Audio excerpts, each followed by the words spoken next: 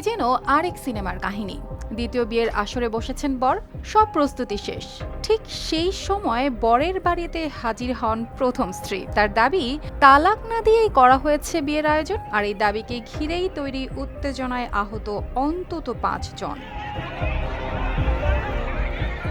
চাঁদপুরের ফরিদগঞ্জ উপজেলার চরমথুরা গ্রামে ঘটে এমন অপ্রত্যাশিত ঘটনা। স্থানীয়দের তথ্য অনুযায়ী গ্রামের মহিমুদ্দিন রুবেলের সঙ্গে 2024 সালের আগস্টে বিয়ে হয় দক্ষিণ চরবরালী গ্রামের রিমা আক্তারের। বিয়ের পর রুবেল চলে যান প্রবাসে। কয়েক মাস আগে দেশে ফিরে তিনি দাবি করেন স্ত্রীর শারীরিক অক্ষমতার কারণে নোটারির মাধ্যমে তালাক দিয়েছেন। এরপরে ঠিক করা হয় দ্বিতীয় বিয়ের দিন। আমি অনেকবার বসার জন্য ওনাদেরকে বলছি যে আপনাদের মেয়ের এটা টেস্ট করছি, চেক করছি সবকিছু।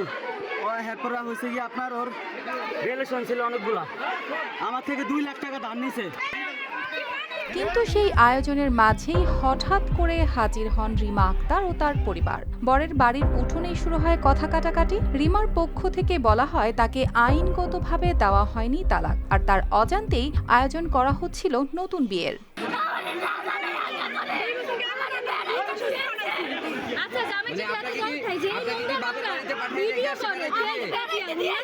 অন্যদিকে বরের পক্ষ দাবি করে তালাক বৈধভাবেই সম্পন্ন হয়েছে, আর নতুন বিয়ের প্রস্তুতির সময় প্রথম পক্ষ এসে পরিস্থিতি উত্তপ্ত করে তোলে। আমি অনেক আকুতি মিনতি করছি বসার জন্য, বসেন আমার ডেট দিয়ে শুধু পিছনা হয়েছে।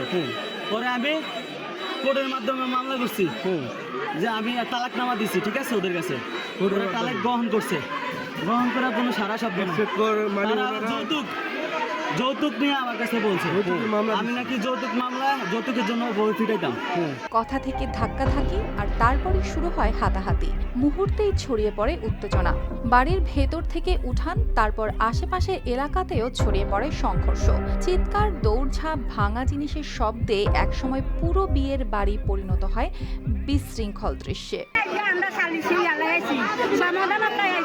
পরে খবর পেয়ে ঘটনাস্থলে পৌঁছে পুলিশ। পরিস্থিতি নিয়ন্ত্রণে আনা হয় আর দুই পক্ষকেই শান্ত থাকার আহ্বান জানানো হয়।